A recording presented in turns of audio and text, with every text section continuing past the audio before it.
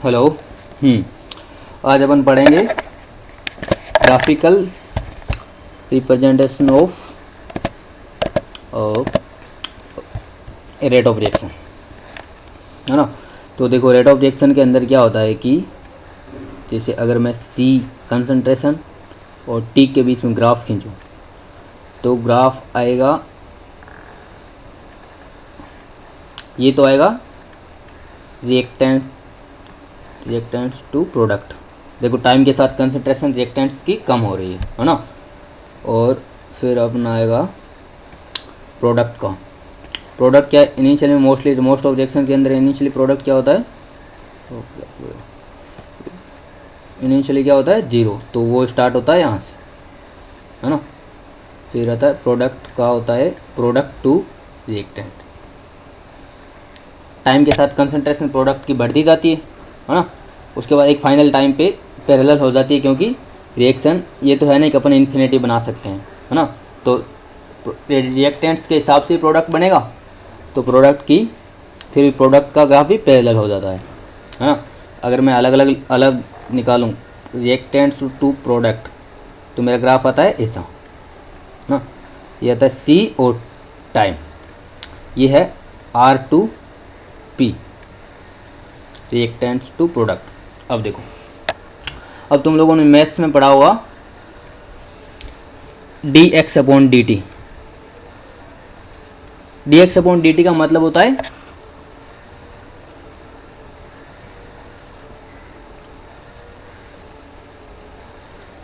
Rate of change in x, है ना।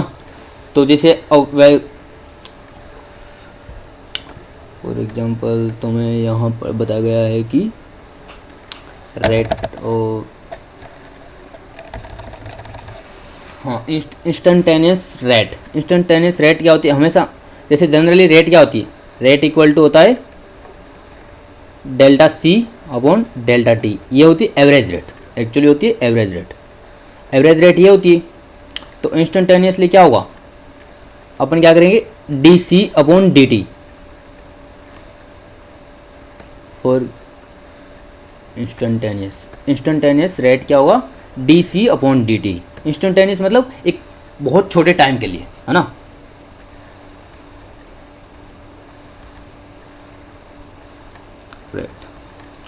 बहुत छोटे टाइम के लिए, मतलब बहुत छोटे टाइम के लिए कंसंट्रेशन का चेंज भी वही छोटा ही होगा DC और DC अपॉन DT। तो देखो, अब DC अपॉन DT हम सेकंड मेथड से कैसे निकाल सकते हैं, ग्राफ से DC, इस ग्राफ की DC अपॉन DT क्या होगी। अगर मैं इस टाइम पे बात कर रहा हूँ T इक्वल टू, यहाँ फॉर एग्जांपल यहाँ है T और T डैश, है ना। T डैश से ये है T डबल डैश। इसमें चेंज होने के लिए मुझे क्या चाहिए DT। फॉर एग्जांपल ये डिफरेंस कितना मानूंगा मैं DT। इसे मैं अलग कलर से दिखा देता हूँ, ये डिफरेंस है DT, है ना। तो DC upon DT average rate होती है delta C upon delta T, जैसे एवरेज वेलोसिटी होती है ना। उसी प्रकार इंस्टेंटेनियस रेट क्या होती है DC अपॉन DT, जैसे इंस्टेंटेनियस वेलोसिटी क्या होती है dx अपॉन dt। तो dx अपॉन dt इस ग्राफ की स्लोप होगी, है ना। इस टेंजेंट लाइन की स्लोप होगी dx अपॉन dt। जैसे क्या होती है y इक्वल टू fx के अंदर dy बाई dt क्या होता है dy बाई dt, या इसे इधर लिख सकते हैं f डैश x। अगर तुम लोगों ने 12th की मैथ्स पढ़ी हो तो f डैश x, है ना। f डैश x का मतलब है कि y equal to fx graph के टेंजेंट लाइन की स्लोप, है ना। तो ये हुई तुम्हारी dx upon dt average rate, है ना। उसके बाद सेकंड चैप्टर आते हैं, सेकंड पॉइंट आता है कि अब तुम्हें पता चल गया प्रोडक्ट और टाइम में कैसा ग्राफ होगा, रिएक्टेंट्स और टाइम में कैसा ग्राफ होगा, और इंस्टेंटेनियस रेट निकाल सकते हैं, है ना। और इनिशियल रेट के लिए क्या करोगे DC upon DT at time T equal to 0। देखो, इनिशियल रेट मतलब स्टार्टिंग में क्या था T इक्वल टू 0 था, तो अपन DC अपॉन DT निकालेंगे और उस फंक्शन के अंदर T इक्वल टू 0 पुट करेंगे, तो अपनी आएगी इनिशियल रेट।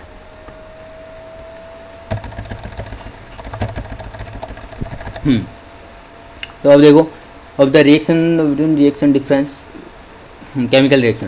देखो for example N2 + 3H2 gives 2NH3। इसके लिए इस टाइप की रिएक्शन के लिए क्या करते हैं अपन, जैसे फॉर एग्जांपल ये है N2 + 3H2 गिव्स 2NH3। तो देखो रिएक्शन अलग अलग एलिमेंट के लिए कैसे डिफाइन होती है। रेट ऑफ रिएक्शन होती है, देखो रेट ऑफ रिएक्शन अगर मैं लिखूं इसे, तो rate of reaction equal to -dN2/d2/dt। Minus क्यों किया, क्योंकि N2 की कंसंट्रेशन हमेशा कम होगी और रेट ऑफ रिएक्शन को हमेशा अपन पॉजिटिव मानते हैं, है ना। इसलिए इस पूरी क्वांटिटी को पॉजिटिव करने के लिए मैंने माइनस लगाया। इक्वल टू होता है -1/3 dH2/dt इक्वल टू, देखो ये जो कांस्टेंट है ये जो यहाँ कांस्टेंट, यहाँ 1 है, यहाँ 3 है, यहाँ 2 है, इनसे डिवाइड हो जाता है। अब देखो नेक्स्ट वाले में क्या हुआ, 1/2, यहाँ माइनस नहीं आएगा क्योंकि कंसंट्रेशन ऑफ NH3 हमेशा इंक्रीज होती रहेगी, तो dNH3/dt ये हुआ। तो ऐसे एग्जांपल्स तुम लोग कर सकते हो, जैसे इसने दिखा रखा है N2 का, H2 का और NH3 के लिए rate of reaction of NH3। अब देखो ये तो थी रेट ऑफ रिएक्शन जो मैंने अभी तुम्हारे एग्जांपल में बताई, ये पूरा पार्ट था रेट ऑफ रिएक्शन का। अब सिर्फ अगर मुझे N2 की देखनी है तो सिर्फ जैसे फॉर एग्जांपल सिर्फ NH3 की देखनी है तो सिर्फ NH3 के लिए क्या होगा, d/NH3/dt, जैसे यहाँ क्या है लास्ट रिएक्शन देखो, rate of reaction of NH3, ये क्या है NH3 = dNH3/dt।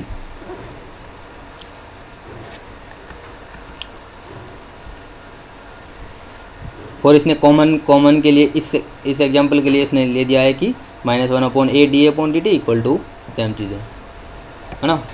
तो फॉर एग्जांपल इसने एक एग्जांपल है रेट ऑफ रिएक्शन, हाँ रेट ऑफ रिएक्शन दे रखी है पर्टिकुलर अमाउंट, फिर हम अपने को निकालना है dN2/dt dH2/dt, तो उस ऊपर वाले फॉर्मूले से तुम लोग कर सकते हो। जैसे देखो रेट इक्वल टू -1/3 dH2/dt, ये होगा क्योंकि H2 का यहाँ कॉन्स्टेंट मल्टीप्लाई किससे हो रहा है, 3 से, तो 1/3 माइनस इसलिए क्योंकि पूरी क्वांटिटी को पॉजिटिव करने के लिए -1/3 dH2/dt, ये सारा क्या, फिर रेट की वैल्यू लिखी तो तुम सारे निकाल सकते हो, RN2 RNH3 ये सब। हाँ नेक्स्ट आता है factor affecting of reaction. Factor affecting of reaction में क्या होगा, देखो रिएक्शन रेट R डिपेंड करती है टेम्परेचर, प्रेशर और कंसंट्रेशन। मतलब मोस्टली R फंक्शन होता है T, P एंड C, है ना, टेम्परेचर, प्रेशर एंड कंसंट्रेशन। हाँ इफेक्ट ऑफ कंसंट्रेशन तुम लोगों ने अभी पढ़ा दिया होगा, ठीक है। फर्स्ट ऑर्डर जैसे 0th order, first order, second order, ये सब कुछ हो गया होगा। अभी अपन करते हैं ग्राफ करते हैं, नेक्स्ट ग्राफ होता है 0th ऑर्डर, देखो 0 ऑर्डर रिएक्शन। 0 ऑर्डर रिएक्शन के लिए ये सारे CT = C0 - KT, ये पॉइंट हो चुका है यहाँ तक। अब अपन बढ़ते हैं ग्राफ, इसके अंदर अगर ग्राफिकल रिप्रेजेंटेशन, हाँ और देखो ग्राफ एक तो x और t, जैसे x और t के अंदर क्या है,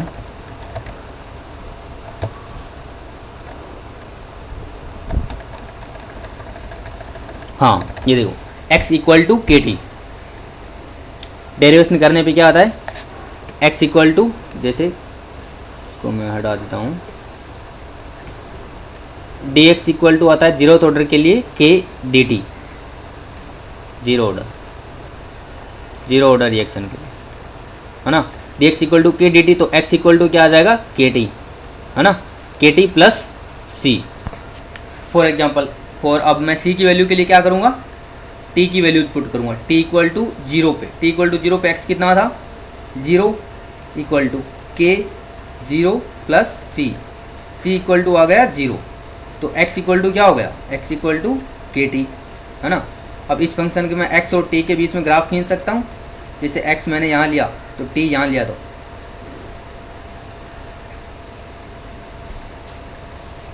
एक लाइन होगी जो ओरिजिन से पास करेगी।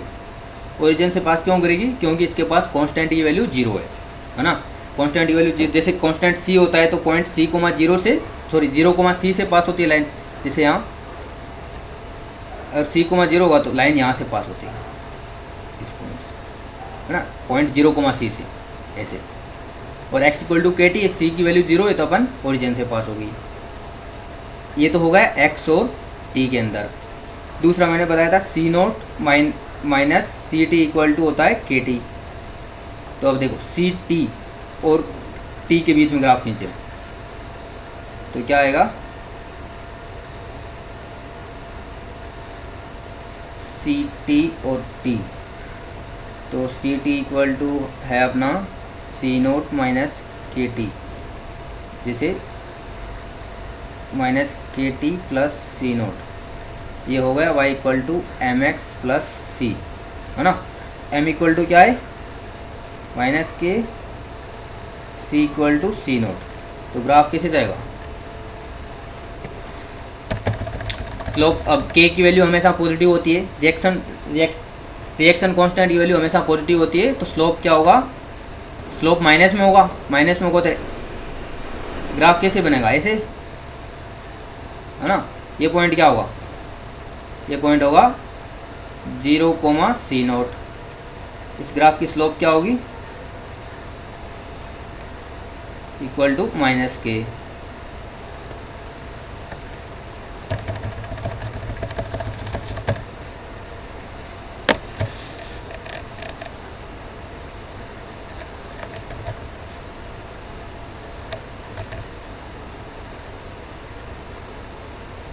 फिर आते हैं फर्स्ट ऑर्डर रिएक्शन।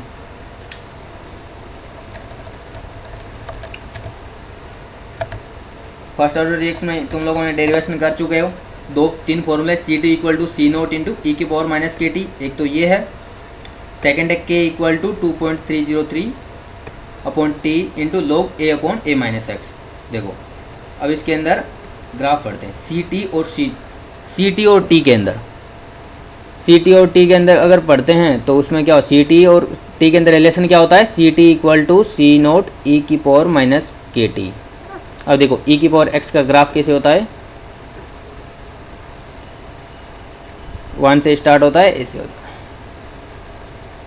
सेम ई की पावर माइनस एक्स का क्या होगा, उल्टा होगा,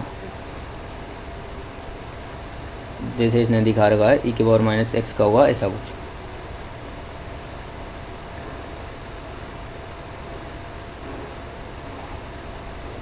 है ना। तो देखो सी टी इक्वल टू क्या है, सी नोट ई की पावर माइनस के t, c T equal to है सी नोट ई की पावर माइनस के टी। तो इसके लिए ग्राफ क्या होगा, टी और सी के बीच में, सी टी के बीच में एक्चुअली ये।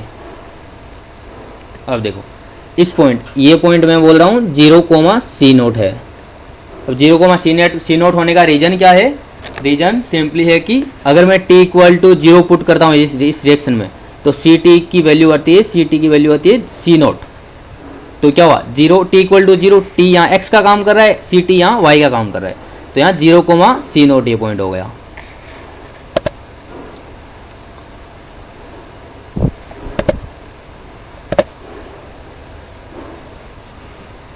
फिर दूसरा ग्राफ इसने बोला है एक्स और टी के अंदर, एक्स और टी के अंदर रिलेशन क्या होता है, ln a upon A minus X, या ये देखो x and t, x equal to a into 1 minus E की पावर माइनस के टी। सेकेंड ग्राफ आता है x वर्सेज t। तो x इक्वल टू क्या होता है, a इंटू 1 माइनस ई की पावर क्या होता है, ई की पावर माइनस के टी, है ना। तो इसके अंदर ये ग्राफ कैसा होगा, ये ग्राफ ये होगा, इसका रीजन अपन अभी डिस्कस करेंगे। ये ग्राफ ऐसे पैरेलल होगा, x इक्वल टू a, इधर x है y एक्सिस पे, और इधर टाइम t है x एक्सिस पे। अब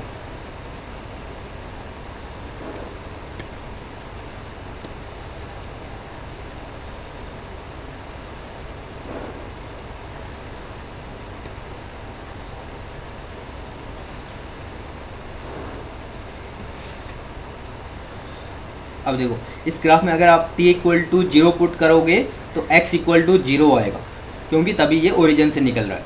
t इक्वल टू 0 पुट करेगा तो क्या होगा, यहाँ क्या होगा, e की पावर माइनस के टी क्या बन जाएगा 1, क्योंकि e की पावर माइनस 0 या e की पावर 0, किसी की पावर 0 का मतलब 1 होता है। तो a into 1 minus 1 equal to 0, तो 0 0 से पास होता है। अब देखो ये graph x maximum value x equal to A पे, मतलब x की मैक्सिमम वैल्यू a हो सकती है ना, क्योंकि a मल्टीप्लाई क्या है 1 माइनस समथिंग पॉजिटिव, e की पावर माइनस के टी क्या होता है पॉजिटिव क्वांटिटी है ना, ये पूरी पॉजिटिव क्वांटिटी है। अगर 1 माइनस पॉजिटिव क्वांटिटी का मतलब क्या हो सकता है 1 माइनस 0, मतलब पॉजिटिव क्वांटिटी है या तो 0 है या पॉजिटिव है, तो 1 माइनस समथिंग की वैल्यू क्या हो सकती है, या तो 1 मैक्सिमम होगी 1 माइनस 0 है ना, तो क्या होगा मैक्सिमम के लिए x इक्वल टू ए। देखो x इक्वल टू ए पे ग्राफ मैक्सिमम जा रहा है, उसके बाद ये पैरेलल हो जाता है, मतलब उससे ज़्यादा हो नहीं सकती।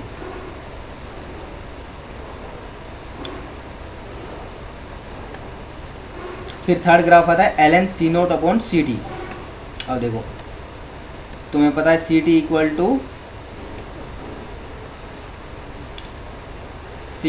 टू होता है सी नोट ई की पावर माइनस के टी, सॉरी के थोड़ा नहीं बना, सी टी अपॉन सी नोट क्या हो गया ई की पावर माइनस के टी है ना। अगर दोनों तरफ ln ले लिया, ln सी टी अपॉन सी नोट क्या होगा, इधर हुआ माइनस ऑफ के टी। अगर मैंने इसको y माना, y equal to minus m x plus 0 type की इक्वेशन है ये। इस इक्वेशन को कैसे रिप्रेजेंट करते हैं 2 डायमेंशनल में, अगर मैं इसको y मानूँ, इसको x मानूँ, तो ये क्या होता है, ये निकलेगी y equal to minus m x,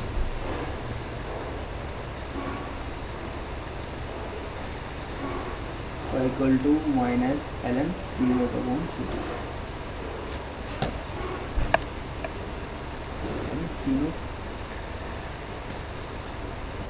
hello, हाँ लेक्चर नोट्स में ये ग्राफ गलत दे रखा है, इसकी वैल्यू आएगी अपनी ये, अगर मैं रेड से दिखाऊं तो